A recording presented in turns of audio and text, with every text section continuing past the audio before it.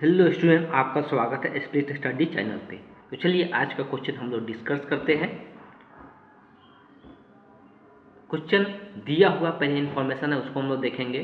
Question में क्या दिया हुआ इन्फॉर्मेशन है, तो कॉस ए का मान दिया हुआ है 3/, कितना है 4 है। हमको पूछा गया था साइन ए और टेन ए का मान निकालना है। तो देखिए इसका सिंपल सा लॉजिक होता है कि अगर त्रिकोणमितीय अनुपात का बात करते हैं तो 3 अनुपात में नाम आता है, एक लंब आता है, कर्ण आता है और आधार आता है। कॉस का बात करते हैं तो कॉस का जो रेशियो का फॉर्मूला होता है वो क्या होता है, तो आपको कॉस का रेशियो का फॉर्मूला पता होना चाहिए कि आधार बटे क्या होता है, कर्ण होता है। मतलब हमको कमी इसमें किसका है, तो लंब का है। सबसे पहले डिस्कस कर लेते हैं कि लंब आधार कर्ण आता कहाँ से है। देखिए एक समकोण त्रिभुज के लिए ही चर्चा किया जाता है लंब कर्ण आधार के बारे में। तो अगर हम यहाँ पे एक समकोण त्रिभुज बना लेते हैं तो समकोण त्रिभुज उसको कहते हैं जिसका एक कोण क्या होता है, 90 डिग्री होता है। 90 डिग्री के सामने वाले भुजा को हम लोग क्या किस नाम से जानते हैं, कर्ण, जिसको इंग्लिश में हाइपोटेनस बोला जाता है, इसलिए इससे दिखाते हैं। मान लेते हैं कि अगर यहाँ पे एंगल ये वाला एंगल लेते हैं तो थीटा के सामने वाला को हम लोग हमेशा क्या कहते हैं, उस भुजा को लंब के नाम से जानते हैं। इसको इंग्लिश में परपेंडिकुलर कहते हैं, इसलिए इसको पी से दर्शाते हैं।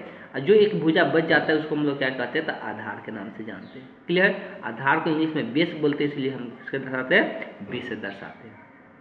तो इस तरह से लंब आधार कर्ण आता है। अब ये तीनों में जो संबंध बताने वाले थे वो कौन थे, तब पाइथागोरस थ्योरम जो आता है उसके द्वारा संबंध बताया गया कि अगर कोई दो दिया रहेगा तीसरा निकालना रहेगा तो कर्ण का जो फॉर्मूला होता है, अगर मान लो कि लंब और आधार दिया रहे तो क्या होता है, तो लंब का स्क्वायर प्लस आधार का स्क्वायर। दूसरा जो होता है, अगर हम बात करते हैं लंब का, तो लंब का जो फार्मूला होता है, तो लंब का क्या फार्मूला होता है, तो लंब का अगर बात करते हैं तो कर्ण का स्क्वायर माइनस आधार का स्क्वायर। उसी प्रकार से अगर आधार का निकालना रहेगा तो आधार अगर निकालना रहेगा तो इसके लिए क्या फार्मूला हो जाएगा, तो बस इसमें लंब की जगह एक्सचेंज हो जाता है, आधार हो जाता है। यहाँ पे क्या आ जाएगा, लंब की जगह आधार की जगह लंब आ जाएगा यहाँ पे। इस तरह से ये तीनों फार्मूला आपको ध्यान में रखना है। क्लियर है। अब आएंगे हम लोग क्वेश्चन को सॉल्व करेंगे। बेसिकली हमको यहाँ पे देख सकते हैं कि ये आधार और कर्ण का रेशियो में मान पता है, मतलब कमी किसका है, तो लंब का कमी है। तो हमको क्या करना है, लंब निकालना है। तो लंब के लिए फार्मूला आप यहाँ पे देख चुके हैं। लंब का फार्मूला क्या होता है, तो यहाँ पे रूट अंडर कर्ण का स्क्वायर, तो कर्ण कितना है 4, 4 का स्क्वायर और माइनस आधार का स्क्वायर, तो आधार कितना है 3, तो 3 का स्क्वायर। 4 का स्क्वायर आपको पता होगा कितना होता है, 4 का स्क्वायर 16 होता है, 3 का स्क्वायर 9 होता है। घटाएंगे तो क्या बचेगा 7, और वैसे रूट से अंदर से 7 बाहर निकलेगा नहीं, रूट 7 ही लंब का मान हो जाएगा। क्लियर है। अब आ जाते हैं अनुपात पे। तो अनुपात हमको किसका निकालना है, तो साइन ए का निकालना है। अब साइन ए का भी अनुपात आपको याद होना चाहिए। तो साइन ए का अनुपात क्या होता है, लंब बटे कर्ण होता है। तो साइन ए का अनुपात लंब बटे कर्ण होता है।